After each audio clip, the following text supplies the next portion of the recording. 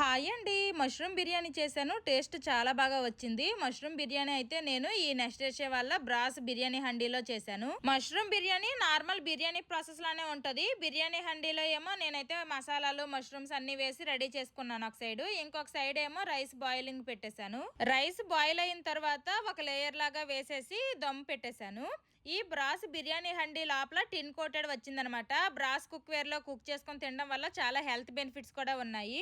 Mushroom బిర్యానీతో పాటు నేను డ్రై ఫ్రూట్ లడ్డు కూడా చేశాను. ఇంకా దానికి కావాల్సిన డ్రై ఫ్రూట్స్ అన్ని కూడాను కట్ చేసి పెట్టేసుకున్నాను.